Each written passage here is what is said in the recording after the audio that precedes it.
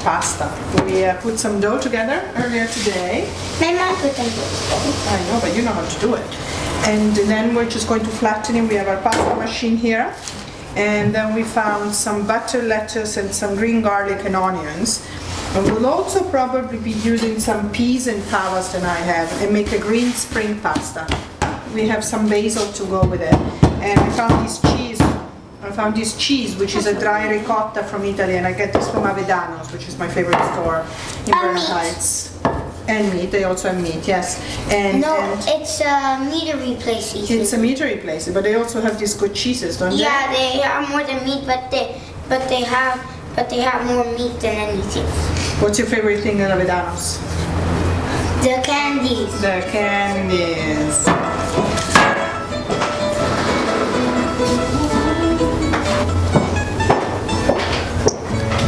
So this is just picked, so you can see it has a lot of soil on it. So I'm going to take my little paring knife and just get the leaves off.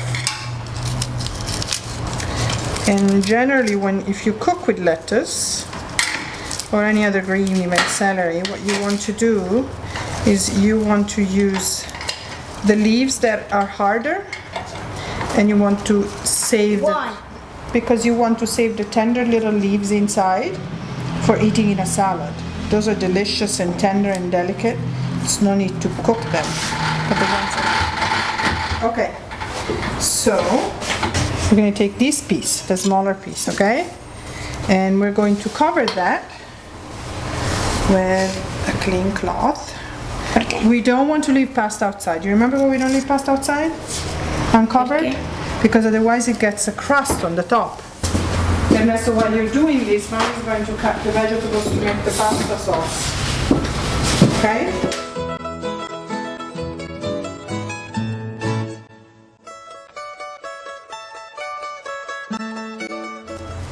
How's that going, Arnie? Very good. You're like the sweetest child in the world when you're sleeping. Alright, so I'm just going to cut the onions. Okay? First, but the spring onions. Do you think we should put in some garlic too? Maybe. I think we should put in some of the green garlic because it's very light. We're going to do the garlic in little strips like that. Like little garlic ribbons. Don't do this at home. Don't do this at home without your mommy, please. If you're a child. But only if you're a very good cook child. Like me.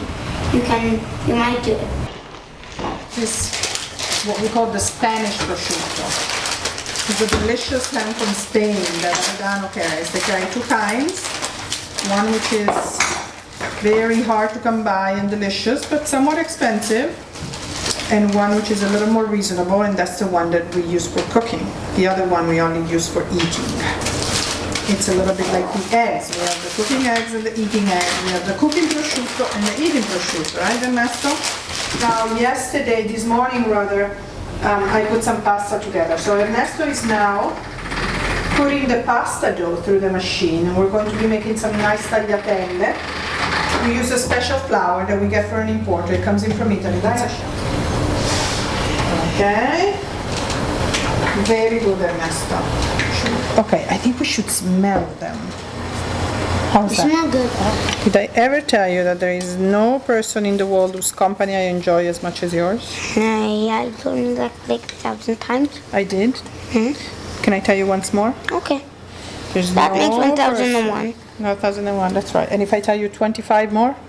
That's going to be 1,026. Okay, go ahead. It has a skinny one which makes spaghetti and fatter one which makes tagliatelle. Perfect. Okay, now you do the crank. Go ahead. Okay. All the way until the end. Ooh, we dropped some on the floor.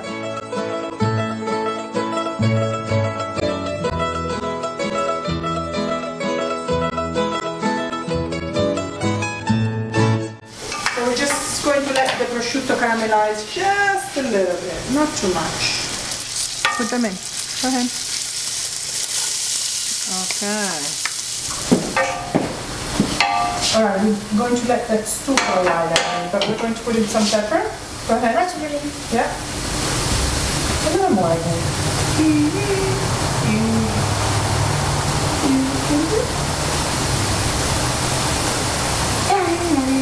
Okay, we need the salt. We used the Sicilian salt, okay? We're not gonna put in too much, Emily, because there's already prosciutto in there. Prosciutto's pretty salty, right? So like this from the top, like non-garlic. So this is ricotta secca, which is not like ricotta salata, because it's not like there's any more or less salt on this. It's just dry ricotta. So you see it has all the little basket imprint on here, and you know how ricotta salata is smooth.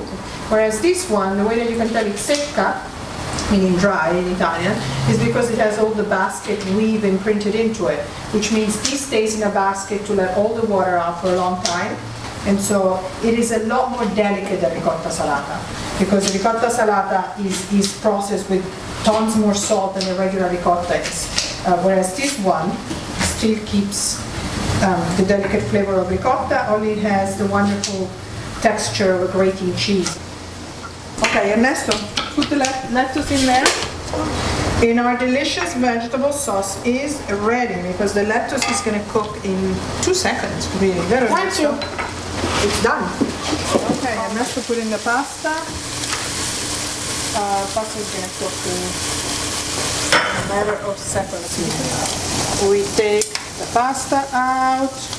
We let the water run down. So we want to keep the cooking water, because if the pasta is too dry, we want to use the cooking water to make it a little bit moister. We don't want to use just regular water without starch, because what it will do is it will wash the pasta.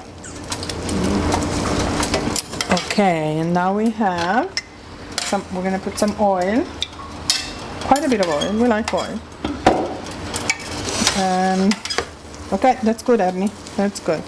We're going to take a tiny bit of the pasta water, just a little bit, and the pasta and the oil are going to kind of emulsify, because the cooking water is full of starch, and so the result will be a nice creamy pasta, even though we didn't put any cream in it, as you could see.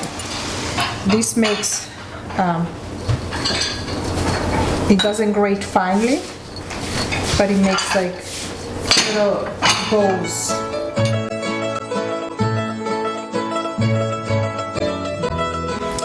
There's no benefit from squidge or whatever, because it just brings out the flavor. It just kind of brings it all together and brings it out, and it also kind of mellows out the saltiness of the ricotta and brings out the delicacy of it. Okay, I need